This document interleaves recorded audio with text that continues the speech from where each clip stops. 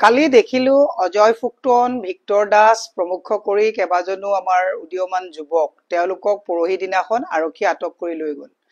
কালি মাননীয় আদালতে তেওঁলোকক জামিন মঞ্জুৰ কৰিলে আৰু জামিন মঞ্জুৰ কৰি তেওঁলোক যেতিয়া বাহিৰলৈ ওলাই আহিলে লগে লগে ভিক্টৰক কোৰ্টৰ ভিতৰৰ পৰা এৰেষ্ট কৰা হ'ল পুনৰ আৰু টানি আজুৰি অজয় ফুকনক পুলিচে লৈ গ'ল। ক'ত লৈ গ'ল গম নাপাওঁ। অজয় ফুকনৰ পত্নী পৰিয়ালৰ লোক ভিক্টৰৰ মা সকলোৱে হিয়া ধাকুৰি কান্দি ৰাস্তাত তেওঁলোকে মানে ক'ত লৈ গৈছে অপৰাধী লৈ যোৱা দি লৈ গৈছে। মোৰ এতিয়া অসম পুলিচলৈ এটা প্ৰশ্ন, অজয় ভিক্টৰ আৰু তেওঁলোকৰ লগত থকা বাকী 8টা ল'ৰা ডকাইত নে উগ্ৰপন্থী নে কি নে কাবাক হত্যা কৰিছে?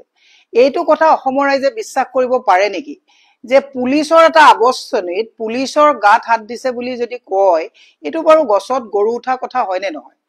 ইমান বিলাক পুলিচৰ গাত অজয় বা ভিক্টৰ বা বাকি তেওঁলোকৰ লগত থকা মানুহখিনিয়ে পুলিচক তেওঁলোকে শাৰীৰিকভাৱে প্ৰহাৰ বা পুলিচৰ কিবা বস্তুত আঘাত কৰিব পৰাৰ সেই দম আমাৰ অজয় ফুকনতো আছে নেকি?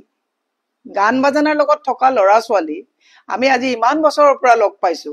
পুলিচে তাৰ পৰা আৰু দুটা কথা মই আপোনালোকক কৈছো, মাননীয় আদালতে যেতিয়া জামিন মঞ্জুৰ কৰিলে তাৰ পিছত আকৌ কোৰ্টত যেতিয়া তেওঁলোকক এৰেষ্ট কৰিলে তেতিয়ালে আদালতকো এই প্ৰশাসনে অমান্য কৰা নাই নে? এক বৃহৎ প্ৰশ্ন। মই সেই কাৰণে এটা কথা কৈছো যে আমি কালিৰ পৰা গৈ যেটো দেখিলো বৰ্তমানো তেওঁলোক কোন থানাত আছে পৰিয়ালৰ মানুহে ট্ৰেকে কৰিব পৰা নাই। অপৰাধীক লৈ যোৱা দি তেওঁলোকক লৈ যোৱা হৈছে। মই মুখ্যমন্ত্ৰী যিহেতুকে গৃহ বিভাগৰ দায়িত্বত আছে, মুখ্যমন্ত্ৰীলে মোৰ এটা পোনপটীয়া প্ৰশ্ন যে ধৰিব লাগিছিল কাক? কিয় 10 দিন সময় এছআইটিয়ে দিবলগীয়া হ'ল শ্যাম কানু আৰু সিদ্ধাৰ্থহঁতক? শ্যাম কানু আৰু সিদ্ধাৰ্থহঁতে আপোনালোকৰতো চাইবাৰৰ এটা আপোনালোকৰ চেল আছে, তাহাঁতে যে ফেচবুক লাইভ কৰিবৰ পৰা দি আছে, ফেচবুকত আপলোড কৰি আছে, এই যে অজয়হঁতক যে বাৰে প্ৰতি ইটোৰ পিছত সিটোৰ গোচৰ লগাই লগাই যে চুৰ ডকাইত দগাবাজৰ নিচিনাকে টানিয়ে জৰি আপোনালোকে লৈ গৈছে, যিখিনি মানুহৰ প্ৰতি আঙুলি উঠিছে আমি তেওঁলোক অভিযুক্ত হয় নহয় এইটো আইনে ক'ব। যি মানুহৰ ওপৰত আঙুলি উঠিছে তেওঁলোকক সময়ৰ ওপৰত সময় দিছে। এন্টিসিপেটৰি বেইল এপ্লাই কৰিবৰ কাৰণে শুনিছো কোনোবাই এপ্লাই কৰিবলৈ লৈছে। মই উকিল সন্থাক কিন্তু সেলুট কৰিছো যে অসমৰ উকিল সন্থাই কিন্তু তেওঁলোকৰ কেছ নলয়। মই মুখ্যমন্ত্ৰীলৈ এটা বিনম্ৰভাৱে অনুৰোধ জনাইছো, হাল এৰি খেল খেদিছে। জুবিন গ্যাগৰ ন্যায় বিচৰাসকলক আপোনালোকে উগ্ৰপন্থী অপৰাধী চুৰ ডকাইতৰ নিচিনা চুচুৰাই লৈ গৈছে আৰু যাৰ প্ৰতি আঙুলি উঠিছে তেওঁলোকক সময় দিছে যাতে গোটেই কথাখিনি তেওঁলোকে ঠিক ঠাক কৰি ল'ব পাৰে। গতিকে আইন যাতে কোনেও হাতত তুলি নলয়, আইন যাতে কোনেও অবমাননা নকৰে আৰু অজয় আৰু ভিক্টৰহঁতক কি গোচৰত ধৰা হৈছে এই কথাবিলাক আইনে জনাব লাগে যে কিয় এৰেষ্ট কৰা হ'ল। এৰেষ্ট কৰাৰ আগত পৰিয়ালৰ লোকক বা তেওঁক জনাব লাগে যে আপোনাক এইটো অপৰাধত আপোনালোকক এৰেষ্ট কৰা হৈছে। একো কথা জনোৱা হোৱা নাই।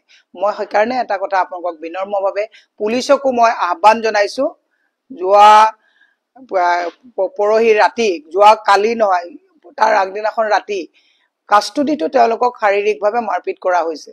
নাপায় এইবিলাক কৰিব। খাকি পোছাকৰ তলত থকা মানুহজনক জিয়াই তোলক, এবাৰ সোধক যে অজয় ভিক্টৰহঁতে কি অপৰাধ কৰিছে আৰু কিয় সিহঁতক এনেকে চুচুৰাই নিবলগীয়া হৈছে। প্ৰত্যেকজন পুলিচৰ মানুহক মই এটা কথাই আপোনালোকক বিনম্ৰতাৰে অনুৰোধ কৰিছো যে আপোনালোকেও আপোনালোকৰ হৃদয়ৰ তলত থকা মানুহজনক জগাই তুলি মানৱীয়তাৰে আপোনালোকে কাম কৰা আৰম্ভ কৰক। আপোনালোকৰ দা দৰমহা এই আমাৰ নিচিনা সৰু সুৰা মানুহবিলাকৰ কৰ কাতলৰে দি আছে।